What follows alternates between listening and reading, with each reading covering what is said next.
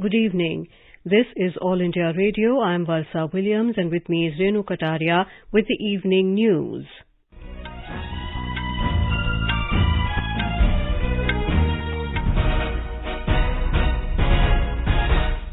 The headlines.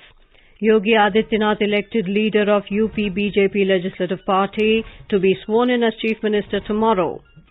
NHRC asks Chief Secretary and Director General of Police West Bengal to submit detailed report within 4 weeks on Birbhum killings. MEA says reference made to India at OIC meet in Pakistan based on falsehoods and misrepresentation. More than 182 crore 23 lakh COVID vaccine doses administered in the country so far under nationwide vaccination drive. Maharashtra Assembly passes bill to establish special courts to ensure speedy trial of offences against women and children under the Shakti Act. 5th edition of Pariksha Pe Charcha to be held on 1st of April at Talkatore Stadium in New Delhi. Prime Minister to share with students on how to beat exam stress. And in cricket, 15th edition of Indian Premier League Tata IPL 2022 to begin on Saturday. As we begin the bulletin, we appeal to our listeners to stay safe from COVID-19 by following these 4 simple steps. Get fully vaccinated, wear a face mask, maintain 2 gaz ki duri for social distancing, focus on hand and face hygiene. And now the news in detail. UP CM designate Yogi Adityanath will be the Chief Minister of Uttar Pradesh for the second time in a row.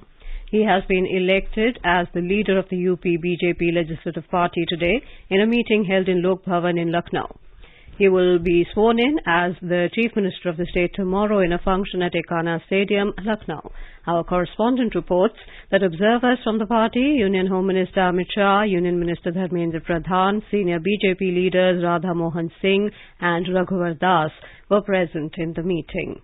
While BJP legislatures gathered at Lok Bhavan, the secretariat of the government, to elect their leader this evening, BJP workers outside the building were already cheering and welcoming for Yogi Adityanath for his second term as Chief Minister of Uttar Pradesh. In the meeting, senior BJP leader Suresh Khanna proposed the name of Yogi Adityanath and all members of the BJP legislative supported the move. With this election, Yogi Adityanath also became the first BJP Chief Minister in his state to start his second term after completing full term first time. Speaking on the occasion, Yogi Adityanath thanked Prime Minister Narendra Modi, Union Home Minister Amit Shah and the party for showing faith in him. तमाम दुष्प्रचार के बावजूद Bharatiya Janata party और सहयोगी दलों को प्रचंड बहुमत की सरकार के रूप में आज हम सबके सामने प्रस्तुत किया है।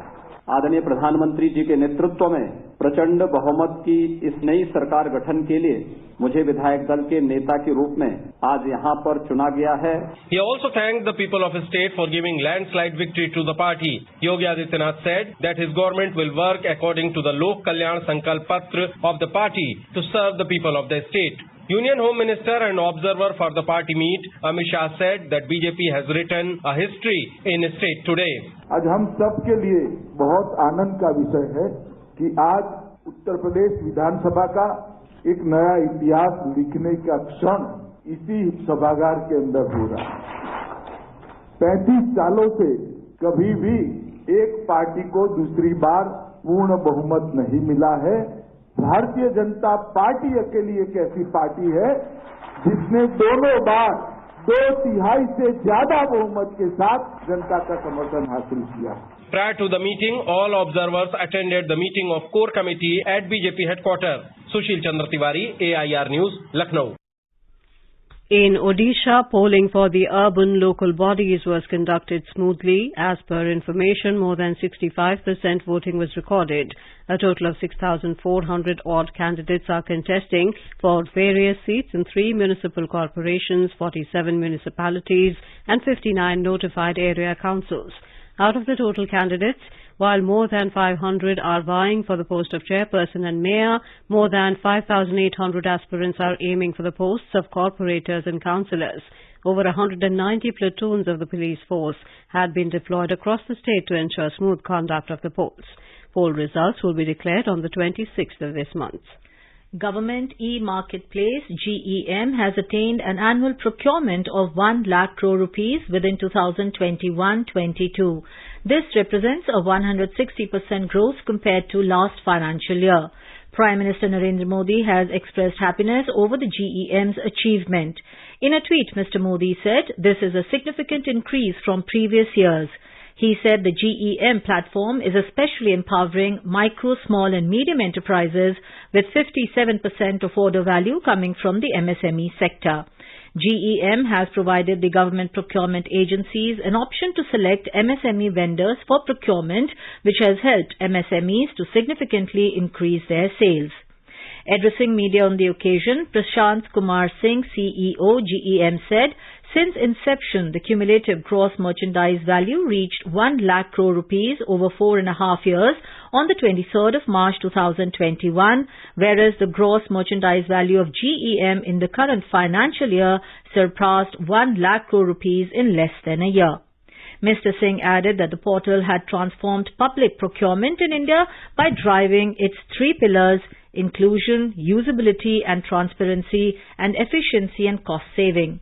The number of orders has also surpassed 31.5 lakh in the current financial year, with a growth at the rate of 22%. In a short span of 5 years, GEM has become one of the biggest government e-procurement platforms in the world. Raksha Mantri Rajnath Singh today lauded Border Roads Organization for its incomparable role in encouraging tourism through projects like Atal Tunnel. He said this while inaugurating Border Roads Organization Tourism Portal in New Delhi. Atal Tunnel is a highway tunnel built under the Rohtang Pass in the eastern Pir Panjal range of the Himalayas on the Leh-Manali highway in Himachal Pradesh.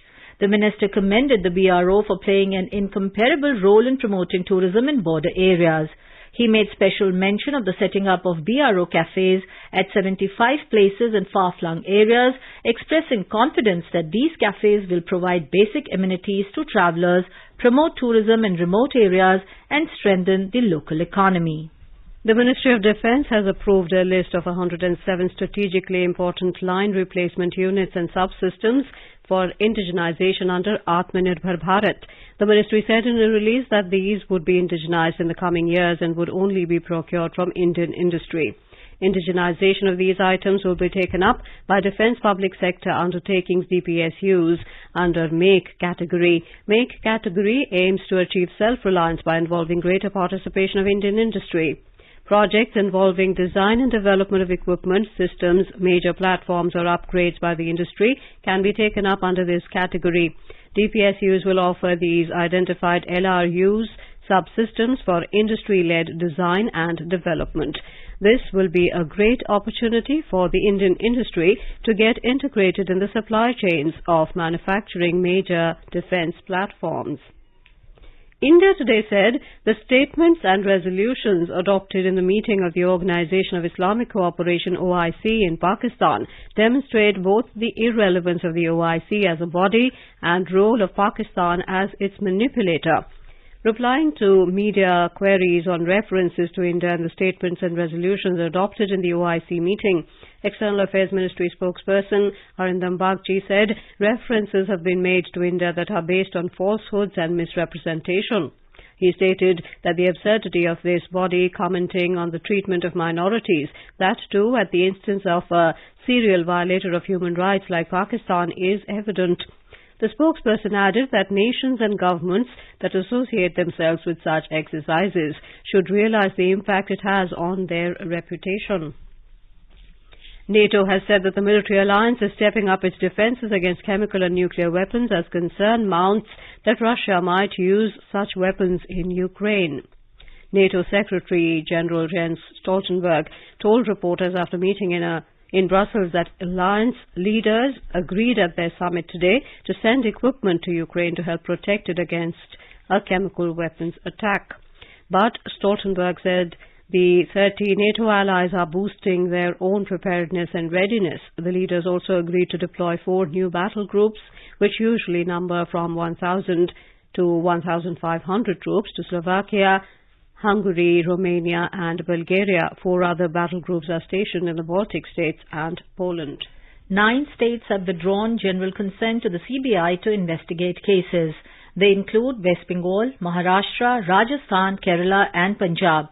In a written reply in Rajya Sabha today, Minister of State in the Prime Minister's office, Dr. Jitendra Singh said a total of 173 requests of CBI are pending with these states.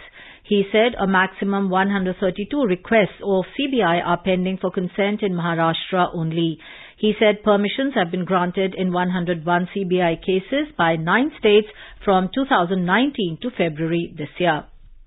Minister for Law and Justice Kiren Rijiju has said that Department of Legal Affairs under his ministry had taken the initiative for launch of the Legal Information Management and Briefing System LIMS, a web-based application for upload of information and monitoring of court cases where the centre is one of the parties.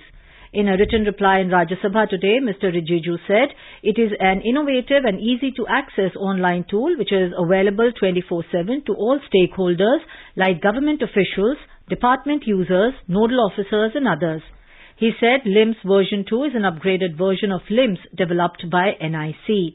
Mr. Rijiju said till date LIMS version 2 has captured more than 8.06 lakh court cases, including archive cases with 5.50 lakh live cases, over 14,000 registered users, more than 20,000 advocates and over 3,000 courts on a single platform. Now here is a review of proceedings in Parliament today. First from the Lok Sabha, writer is Kumar Rakesh of PTI. Commerce and Industry Minister Piyush Goyal asserted in the Lok Sabha today that people indulging in wrongdoings will be punished as there is no law in the country to protect either big industrialists or politicians if they are found involved in such activities. Responding to the debate on the demands for grants of the Commerce and Industry Ministry, Goyal said Prime Minister Narendra Modi got huge mandate from the people as he does not hesitate to take action if some big people indulge in wrong practices. Is there any provision or law in the country that if you are a big politician or a big industrialist, action would not be taken for their wrongdoings? He asked. Action will be taken and those doing wrong will be punished, he said. Goyal also said that the high level of foreign direct investments coming into the country during the BJP's rule in the last 7 years reflects the growing confidence of global investors for India. On export, he said India has crossed the target of 30 lakh crore rupees and sectors like agriculture have registered healthy growth rates. Agriculture exports have reached $50 billion and these will increase further, he said. Responding to queries by some members that exports are increasing due to high commodity prices, Goyal said that several commodities like auto, gems and jewellery, rice, meat and carpets are recording growth in both value and volume terms. The minister said petroleum prices are high, so obviously it would have an effect on exports. He urged states to procure goods and services from government e-marketplace portal as it helps in saving costs. On startups, he said the government is taking steps to support them and over 65,000 are registered with the ministry. Supriya Sule of NCP slammed the government over the raids by investigating agencies on industrialists. Danish Ali of BSP said an atmosphere of fear was prevailing in the country. Raising the issue soon after the question hour, K. Suresh of Congress said a total of 12 MPs, including women parliamentarians, had started their protest march from Vijay Chowk at 10:45 a.m. today, when Delhi police personnel came and blocked them without any provocation. After hearing the members, Speaker Om Birla said he will discuss the matter with them and then speak to the concerned officers. Petroleum Minister Hardeep Singh Puri defended the government over the hike in fuel prices, saying it is due to the increase in prices in the international market. He, however, assured that efforts are being made to make fuel available to people at affordable prices. Replying to a question, the minister said the prices of LNG in the international market has gone up by more than 37% if compared from April 2021 to February 2022. Because of an unsettled condition and military action in one part of the world following the COVID crisis. As far as the LPG prices, which are based on Saudi CP or contract price, is concerned, it has gone up by 285% from April 2020 to March 2022, and the hike has been 37% in the last 6 months alone, he said. The minister said the government is making every effort to make sure that the consumer at the point of consumption gets fuel at an affordable price. Several members voiced concern over the low budgetary allocation for the government's flagship Sagarmala program, saying it would take several decades to implement the 8.5 lakh crore rupee project.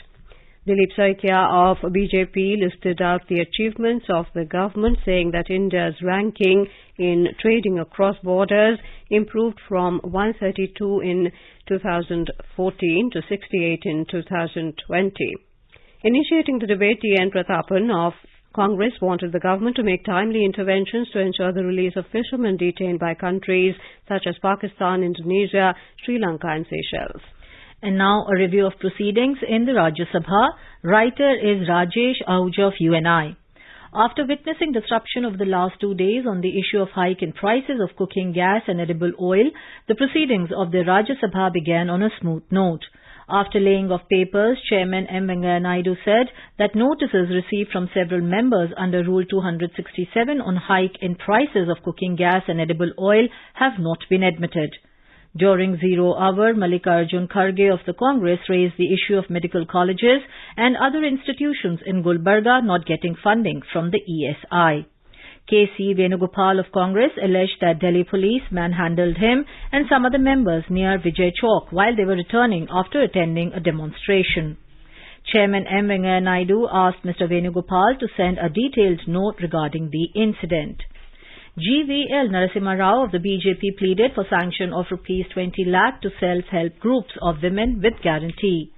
Santanu Sen of TMC, D.P. Vats of BJP, Chaya Verma and Amy Yajnik of Congress, G.K. Vasan of Tamil Manila Congress M and Manoj Kumar Jha of RJD also raised matters of public importance during the zero hour.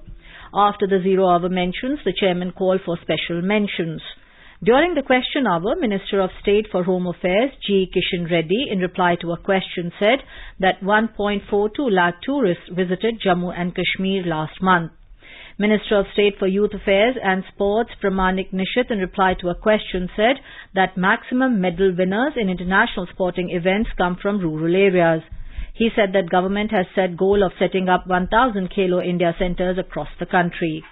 In reply to questions on the conflict between Ukraine and Russia, External Affairs Minister S. Jaishankar said that there is no question of linking Ukraine issue with trade issue. In reply to another question, he said that because of emerging problems, a group in the government headed by Finance Ministry is deliberating on the problem of payments arising from the conflict. In the post-lunch session, the House resumed discussion on the working of the Ministry of Railways. Replying to the debate, Railways Minister Ashnavi Vaishnav refuted allegations of discrimination against any state. He urged states to work together with the central government for the efficient operation of railways. The minister said former Prime Minister Manmohan Singh had initiated some development projects in the northeast, but it was not sufficient. It is Prime Minister Narendra Modi who has taken decisive steps to fulfill aspirations of the northeast. He said the government was approaching figure of 14 million tons in terms of freight loading. We will soon be among top 2 nations in terms of freight loading, he said. On members expressing concern on delay in recruitment in railways, he said that recruitment for railways posts is going on at a fast pace.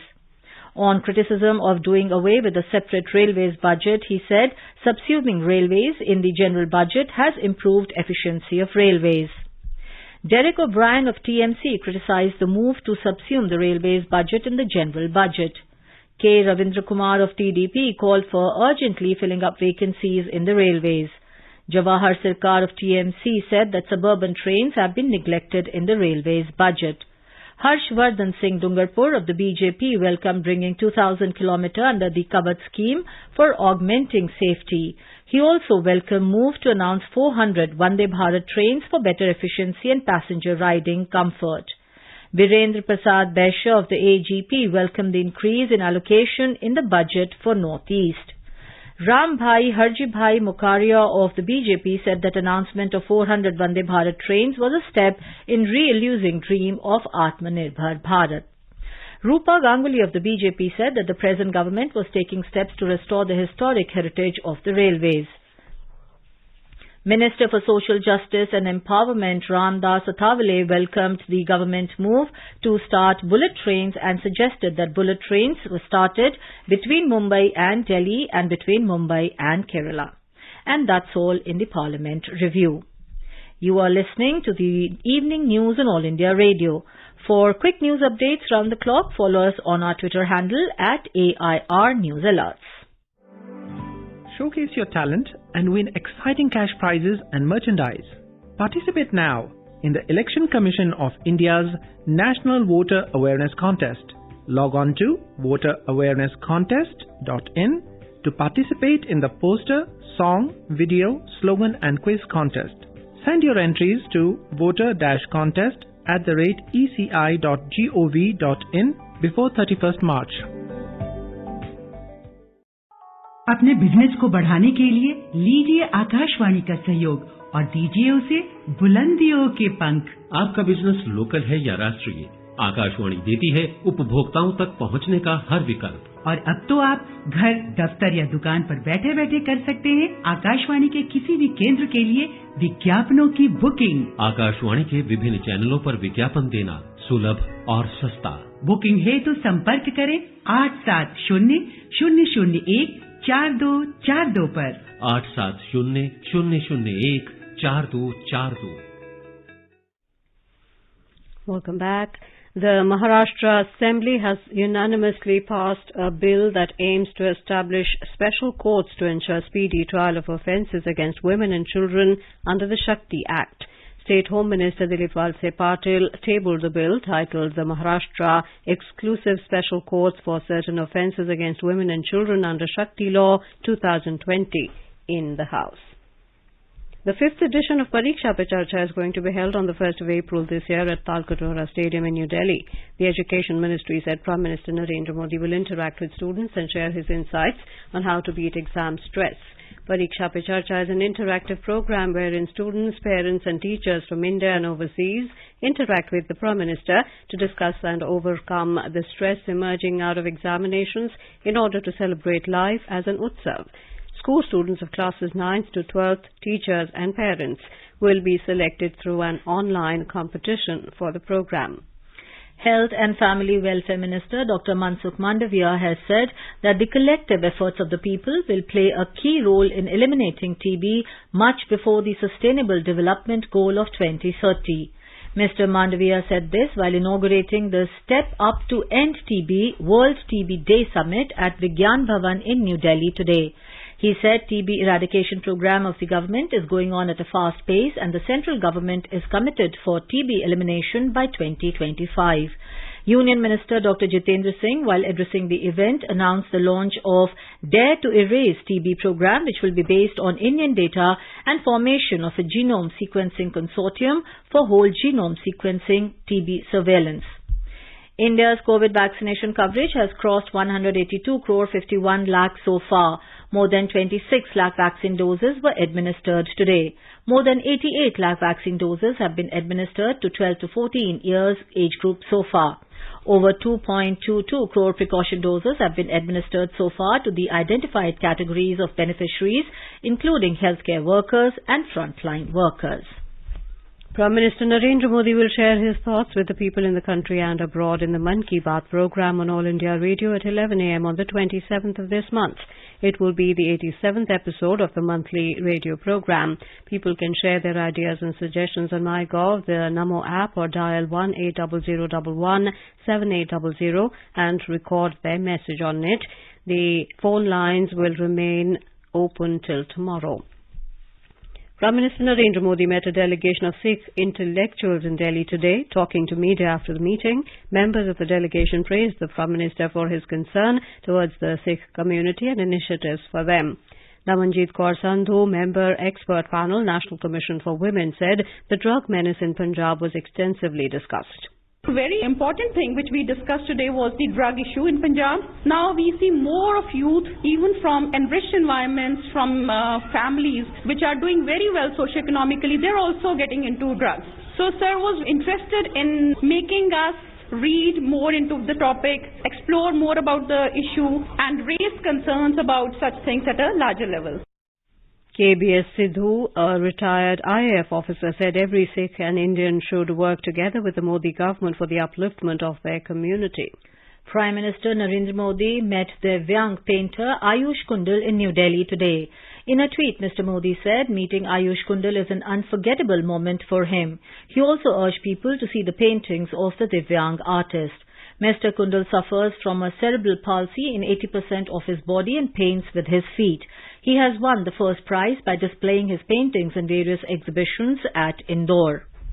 The Ministry of Women and Child Development is celebrating the 4th Poshan Pakhwara from the 21st of March to the 4th of April. The emphasis of the Pakhwara is on two broad areas. These are identification and celebration of healthy child and integration of modern and traditional practices for healthy India. Under the theme for integration of modern and traditional practices, special focus is on measurement of height and weight of children under 6 years who are beneficiaries in the Anganwadi centers. The Assam Rifles, often referred to as the Sentinels of the Northeast, celebrated its 187th Raising Day today at headquarters DGAR-led Corps Shillong, where Union Minister of State for Home Nityanand Rai graced the celebrations of the oldest paramilitary force in the country, the Assam Rifles, as the chief guest. You are listening to the evening news on All India Radio. Fssai has launched Food Safety Connect app for food business operators and consumers. Download this app from Google Play Store and easily apply for Fssai registration. Consumers can use this app to register food-related complaints. A 10-day Red Fort Festival, Bharat Bhagya Vidhata, will begin tomorrow at the iconic 17th century monument, Red Fort in New Delhi. Women and Child Development Minister Smriti Zubin Irani will inaugurate the festival. The festival will remain open between 11 a.m. to 10 p.m. daily. It will feature a wide range of experiences including Matrubhumi, projection mapping show, a cultural parade, Khao Gali, live performances at Rangmanch, Dances of India, Anokhe Vastra and Khel Manch. Indian Embassy in Argentina have introduced Yoga in Argentine Federal Police. Ambassador Dinesh Bhatia and Juan C. Hernandez, Chief of Argentine Federal Police, jointly inaugurated the Yoga Capacitation Project for physical and mental well-being of police officials yesterday. The Sensex and the Nifty today fell marginally amid mixed cues from global share markets. A report from the business world. The Sensex declined 89 points to end at 57,596. The Nifty slipped 23 points to finish at 17,223. The rupee weakened 7 paisa against the US dollar. The domestic currency closed at 76 rupees and 37 paisa per dollar. Gold was trading at 51,925 rupees per 10 gram. Silver prices also gained 435 rupees to 68,700 rupees per kilogram, and oil prices were steady in intraday trade. Brent crude was trading around $121.30 per barrel. Anubha Rohatgi for AIR News. The 15th edition of Indian Premier League Tata IPL 2022 will begin on Saturday. There are 10 teams to compete for 4 playoff spots in this edition. BCCI added 2 new teams, Lucknow Super Giants and Gujarat Titans, for this season of IPL. A total of 74 T20 matches will be played. Defending champion Chennai Super Kings will take on Kolkata Knight Riders in the opening match on Saturday at Wankhede Stadium in Mumbai. A quick look at the weather forecast for tomorrow. National capital Delhi is likely to have a mainly clear sky. Temperature will vary between 20 and 36 degrees Celsius. Mumbai will have a partly cloudy sky. Chennai is likely to have a generally cloudy sky with light rain. Kolkata will have a partly cloudy sky with possibility of moderate rain or thunderstorm. And now, before we end the bulletin, the headlines once again. Yogi Adityanath elected leader of UP BJP Legislative Party to be sworn in as Chief Minister tomorrow. NHRC asked Chief Secretary and Director General of Police West Bengal to submit detailed report within 4 weeks on Birbhum killings. MEA says reference made to India at OIC meet in Pakistan based on falsehoods and misrepresentation. More than 182 crore 51 lakh COVID vaccine doses administered in the country so far under nationwide vaccination drive. Maharashtra Assembly passes bill to establish special courts to ensure speedy trial of offences against women and children under the Shakti Act. 5th edition of Pariksha Pe Charcha to be held on 1st April at Talkatora Stadium in New Delhi. Prime Minister to share with students on how to beat exam stress. NATO leaders agreed at their summit to deploy 4 new battle groups to Slovakia, Hungary, Romania and Bulgaria to counter Russian military operation in Ukraine. And with that, we end the evening news.